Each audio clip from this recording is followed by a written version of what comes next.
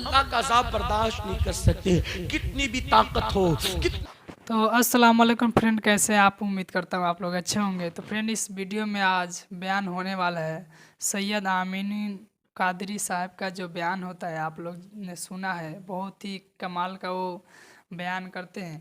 اور فرینڈ، اللہ کے عذاب نہیں برداشت کریں گے، اس پہ تقریر ہونے والا ہے۔ تو فرینڈ، ویڈیو میں لاسٹ تک آپ لوگ بنے رہیں۔ تو فرینڈ، ویڈیو کا ہم کرتے ہیں اسٹارٹ۔ ہم اللہ کا عذاب برداشت نہیں کر سکتے، کتنی بھی طاقت ہو، کتنی بھی قوت ہو، خدا کا عذاب برداشت نہ کر سکو گے۔ آئیے صاحب درۃ الناصحین سے ایک روایت سن لیتے ہیں، اپنی بات نہیں، رسول اللہ کا فرمان۔ ایک بار ایسا ہوا، میرے آقا اپنے یاروں کے ساتھ مسجد نبوی میں جلوہ گر ہیں، میرے سرکار مسجد نبوی میں جلوہ فروز ہے۔ ایک جوان روتے ہوئے مسجد نبوی میں آتا ہے، اور مسجد نبوی میں آنے کے بعد اس کی آنکھوں میں آنسو تھے۔ اللہ کے رسول غیب دا نبی صلی اللہ علیہ وآلہ وسلم اس کو روتا ہوا دیکھ کر اس کے حال زار پہ رحم کرتے ہوئے اس سے پوچھتے ہیں، اے جوان تو کیوں رو رہا ہے؟ تیرے رونے کی وجہ کیا ہے؟ تیری آنکھ میں آنسو کیوں ہے؟ اس جوان نے کہا، یا رسول اللہ صلی اللہ علیہ وآلہ وسلم، میرے ماں باپ آپ پہ قربان۔ آقا، میرے باپ کا انتقال ہو گیا، میرا باپ مر گیا، میں دیہات میں رہتا ہوں، میرے باپ کو نہ کوئی غسل دینے والا ہے، نہ کوئی کفن پہنانے والا ہے، یا رسول اللہ اس لیے میں رو رہا ہوں۔ میرے باپ کی موت کے بعد بھی نہ کوئی غسل دینے والا، نہ کوئی کفن پہنانے والا۔ اللہ کے رسول غیب دا نبی مصطفیٰ جان رحمت صلی اللہ علیہ وآلہ وسلم نے سیدنا صدیق اکبر اور فاروق اعظم سے فرمایا، تم دونوں جاؤ اور جا کر کے اس کے باپ کو غسل دو اور اس کے باپ کو کفن پہناؤ۔ اللہ اکبر۔ جب میرے آقا کے دونوں یار صدیق و فاروق تشریف لے گئے اس کو نہلانے کے لیے، جیسے اس کے منہ سے چادر ہٹائی، اس کے منہ سے کپڑا ہٹایا، کیا دیکھا؟ اس کا منہ کالے سور کی طرح تھا، اس کا منہ کالے خنزیر کی طرح تھا۔ یعنی اس کا منہ انسانوں کی طرح نہیں تھا، بلکہ کالے سور کی طرح، کالے خنزیر کی طرح۔ یہ بات میری نہیں ہے میرے بھائی، صاحب درۃ الناصحین اس کے ذمہ دار ہے، یہ مصطفیٰ جان رحمت کا فرمان ہے۔ جس کے کہنے پہ خدا کو ایک مانا ہے، جس کے کہنے پہ قرآن کو اللہ کی کتاب مانی ہے، اس رسول کا فرمان سن کر کے لرز جاؤ، اپنے آپ کو تباہ نہ کرو۔ یہ دنیا کا مال جس کے لیے رات و دن دوڑتے ہو، مرنے کے بعد یہی پڑا رہ جائے گا۔ تمہارے مال پر لوگ عیش کریں گے، تمہارے مال پہ لوگ آرام کریں گے۔ نہیں دیکھتے لوگ مر گئے مال چھوڑ کر کے، آج ان کی اولاد عیش کرتی ہے، ان کے لیے کبھی مغفرت کی دعا نہیں کرتی، ان کی قبروں پر کوئی جا کے فاتحہ پڑھنے والا نہیں، کوئی مغفرت کی دعا کرنے والا نہیں۔ وہ مغفرت کی دعاؤں کو تڑپ رہے ہیں، مغفرت کی دعاؤں کو ترس رہے ہیں۔ میرے بھائیوں، اپنے آپ کو تباہ نہ کرو، اپنی آخرت کی فکر کرو، اپنی قبر کی فکر کرو، میدان محشر کی فکر کرو، اللہ کی عدالت کی فکر کرو۔ ہوا کیا؟ سیدنا صدیق اکبر اور فاروق اعظم فرماتے ہیں کہ جب اس کے چہرے سے ہم نے کپڑا ہٹایا تو اس کا منہ کالے خنزیر کی طرح، کالے سور کی طرح تھا۔ جیسے ہی ہٹایا، پیروں کے نیچے سے زمین کھسک گئی، زمین نکل گئی، فوراً اس کے منہ پہ کپڑا ڈالا اور ایک قاصد کو اللہ کے رسول غیب دا نبی صلی اللہ علیہ وآلہ وسلم کی بارگاہ میں بھیجا۔ جب قاصد حضور کے پاس آیا تو کہا، یا رسول اللہ صلی اللہ علیہ وآلہ وسلم، صدیق و فاروق کو آپ نے اس کو غسل دینے کے لیے اور کفن پہنانے کے لیے بھیجا، لیکن اس کو کیسے غسل دے، کیسے کفن پہنائے؟ اس کا منہ تو سور کی طرح، کالے خنزیر کی طرح ہو گیا۔ اس دیہات میں اللہ کے رسول علیہ الصلوۃ والتسلیم بنفس نفیس تشریف لائے۔ میرے آقا بذات خود وہاں پر اس دیہات میں تشریف لائے، اور آنے کے بعد میرے آقا علیہ السلام نے پھر اپنے ہاتھ اٹھائے اور دعا کی، اے اللہ اس کا منہ ٹھیک کر دے، اس کا جو منہ کالے سور کی طرح، کالے خنزیر کی طرح ہوا ہے، اس کا منہ ٹھیک کر دے، اس کا منہ درست کر دے۔ جب دیکھا گیا حضور کی دعا تھی، عنایت کا جوڑا، اجابت کا سہرا، دلہن بن کے نکلی، دعائے محمد، اجابت نے جھک کر گلے سے لگایا۔ بڑی ناز سے جب دعائے محمد ہوا، یہ حضور نے دعا کی، اس کا چہرہ ٹھیک ہو گیا۔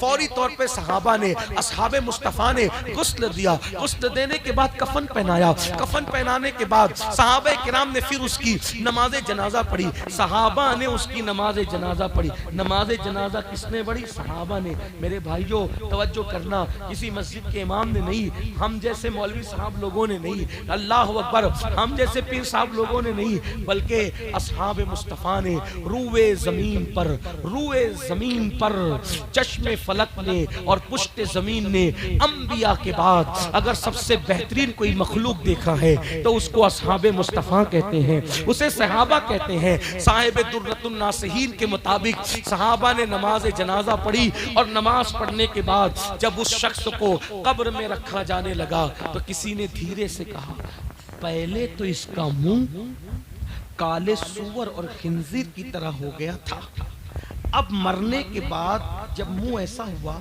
تو قبر میں رکھنے سے پہلے بھی تو ایک بار دیکھ لو کہ اس کا منہ کیسا ہے.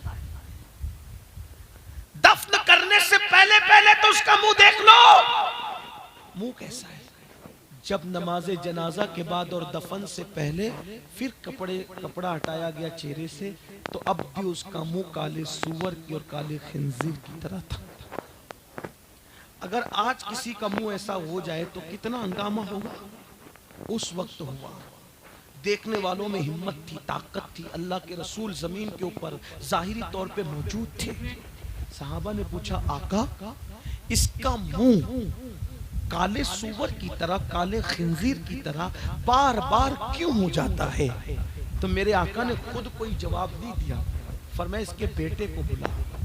جب اس کے بیٹے کو بلایا گیا تو فرمایا, تو سچ بتا, میرا اللہ کسی پہ ظلم نہیں کرتا, میرا اللہ کسی پہ ظلم نہیں کرتا, زیادتی نہیں فرماتا.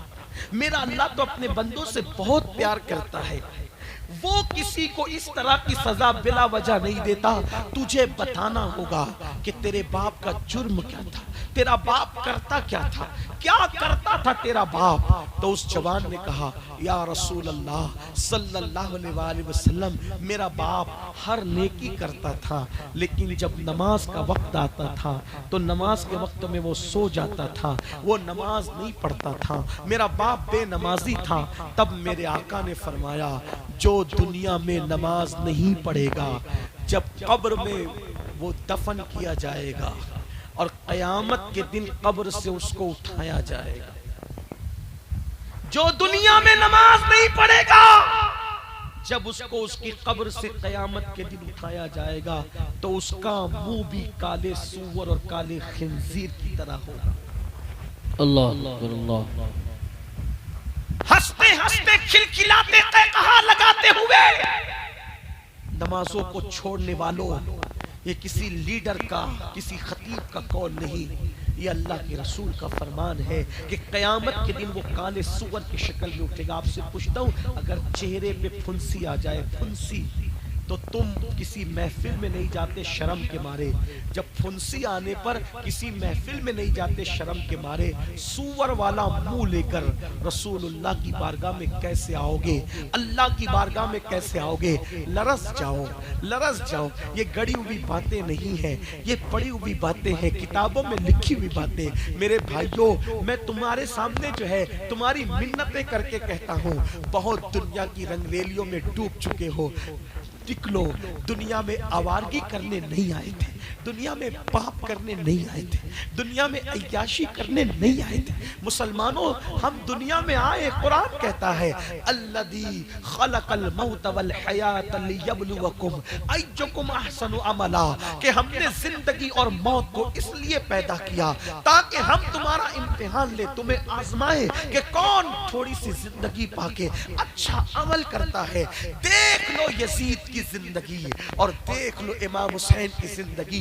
یزید نے نمازیں چھوڑی, یزید نے شراب عام کیا, یزید نے عورتوں پہ پاپ کی نظریں ڈالی. وہ بادشاہ تھا, اللہ نے اس کو دولت دی, اس نے عیاشی کی, پاپ کی, آوارگی کی. آج اس کی قبر کا نشان موجود نہیں ہے. 15 بیٹے چھوڑ کے مرا تھا, ایک بھی بیٹا اس کی نسل میں موجود نہیں.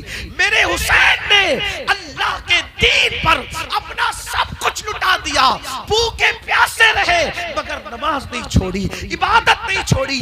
अरे तारीख की औरात गवाह है कि कटा हुआ सर है, नेज़े पे चढ़ा है, लेकिन हुसैन बता रहे हैं मेरे जिस्म का ताल्लुक मेरे सर से खत्म हो गया है, लेकिन तिलावत कुरान करके बता रहे हैं अब भी कुरान से मेरा रिश्ता मौजूद है। नेज़े पे कुरान सुना करके बताया कुरान से अब भी मेरा रिश्ता नहीं टूटा। जिस्म से सर का रिश्ता तो कट चुका है, लेकिन कुरान से मेरा रिश्ता अब भी बाकी है। मेरे इमाम ने नमाज पढ़ी, सिरात मुस्तकीम पे रहे, सच्चाई पे रहे, अल्लाह के दीन पे इस्तिकामत के साथ डटे रहे। क्या हुआ? एक बीमार छोड़ कर गए, बेशक बेशक। एक बीमार। आज मुसलमानों की कोई बस्ती ऐसी नहीं है जहां इमाम हुसैन की औलाद न रहती है। इसलिए यजीद को इबरत की निगाह से देखो, चलते फिरते यजीद बनो, अल्लाह की बारगाह में रुजू करो, तौबा करो। पता नहीं किसकी जिंदगी कब है, कब तक है, हमें नहीं पता। ये मत सोचना मेरे भाई बस गुफ्तगू एंड की तरफ जा रही है, खुलासा कलाम के जवानी में गुल छद्दे उड़ाऊंगा, ऐश करूंगा, जब बूढ़ा हो जाऊंगा तब तौबा करूंगा। जवानी में भी मौत आती, आ सकती। आज अभी तौबा करो, अभी पलटो, अभी पलटो, अभी वापस आओ, अभी वापस आओ। अल्लाह ताला ने आदम अलैहिस्सलाम की पैदाइश से 4000 साल पहले, आदम अलैहिस्सलाम की पैदाइश से 4000 पहले अर्श पर लिखा था कि मेरा बंदा सारी जिंदगी गुनाह करके अगर एक मर्तबा तौबा करेगा तो मैं उसके तमाम गुनाहों को बख्श दूंगा। सुभान अल्लाह, सुभान अल्लाह। अल्लाह का वादा है जो तौबा करेगा अल्लाह उसको बख्श देगा। आइए दीन की तरफ वापस आइए, बेनमाजीपन छोड़िए, नशे की आदत छोड़िए, झूठ की आदत छोड़िए, पाप की आदत छोड़िए। गुनाह के अंदर सुकून नहीं है, गुनाह के अंदर इत्मीनान नहीं है, और अगर गुनाह करते रहे तो इमाम अली मकाम की आपसे जंग है। और याद रखना, हुसैन से जंग करके जब यजीद जीत न सका तो हुसैन से जंग करके आप कौन होते हैं जीतने वाले? तबाह हो जाओगे, नस्लें मिट गई यजीद की। अल्लाह अकबर। अगर तुमने भी किरदार यजीद इख्तियार किया तो तुम भी तबाही के दहाने पे पहुंचोगे। इससे पहले मैं जानता हूं तुम जानबूझकर हुसैन पाक से जंग नहीं ले रहे, तुम पक्के हुसैनी हो, तुम सच्चे हुसैनी हो, तुम सच्चे आशिक रसूल हो, तुम सच्चे आशिक अहले बैत हो, लेकिन जो कुछ कर रहे हो वो लाशऊरी तौर पे कर रहे हो। इसलिए आज तुम्हें ये होशियार करने के लिए वीडियो में सारा सुना और एक्सप्लेन किया। तो फ्रेंड वीडियो कैसा लगा यार? वीडियो अच्छा लगे तो लाइक कर दीजिए। अभी तक हमारे चैनल पे नए हैं यार तो चैनल को सब्सक्राइब करके ऑल पे क्लिक कर दीजिए ऐसे ही वीडियो देखने के लिए। तो फ्रेंड मिलता हूँ नेक्स्ट वीडियो में।